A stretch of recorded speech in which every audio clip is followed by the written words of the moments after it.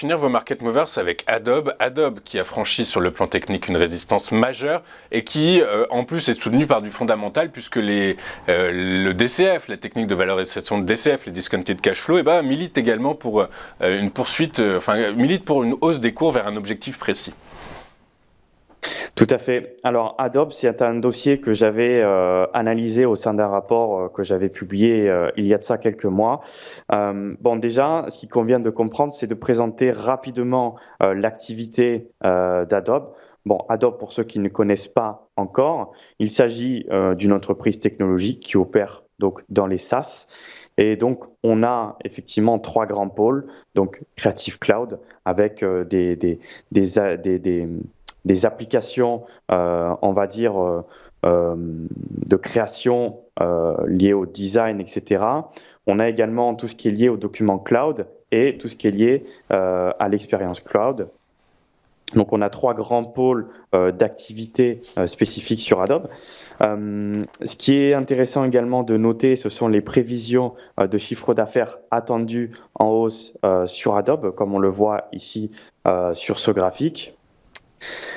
Et ensuite, pour revenir rapidement donc sur cette méthode de valorisation, alors ce qu'il convient de noter, c'est qu'effectivement, par le biais d'une méthode DCF, on valorise actuellement Adobe à 448 $ par action. Donc effectivement, on y est maintenant quasiment, hein.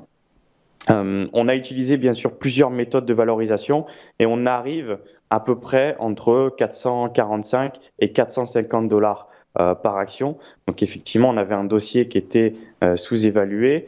Si on peut maintenant passer sur le plan technique, et comme on le voit sur le plan technique, au moment où j'ai commencé à établir donc cette valorisation, on était autour de 350-320 $ par action. Donc effectivement, là, on avait une marge de sécurité qui était intéressante pour pouvoir se positionner sur le titre. On arrive désormais sur des niveaux, on va dire, de ce qu'on estime être une fair value sur le dossier. Donc effectivement, là, la marge de sécurité disparaît. Donc effectivement, se positionner maintenant sur le dossier apparaît un petit peu plus compliqué qu'il y a quelques semaines, quelques mois.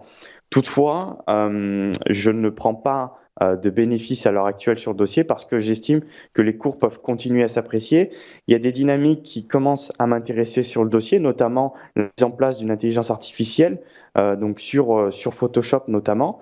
Ce qui est intéressant de noter, c'est que Adobe, en fait, est en train de prendre ce virage-là. On aurait pu penser que l'avènement, effectivement, des IA mainstream aurait pu concurrencer Photoshop, qui est un logiciel créatif, justement détenu par Adobe. Et toutefois, bien au contraire, on constate que Adobe est en train de s'adapter à cette nouvelle dynamique de marché. Et ça, c'est quelque chose qui m'intéresse lorsque j'investis sur une entreprise. C'est effectivement l'adaptation aux nouvelles technologies, aux nouvelles évolutions. Et en l'occurrence, Adobe le fait très bien.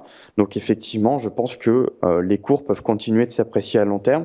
Et qui plus est, comme on le voit Louis-Antoine, sur le plan technique, on a des choses particulièrement intéressantes. On s'est affranchi de cette résistance à 385 $ et on est justement en train de mettre en place cette recovery sur le dossier.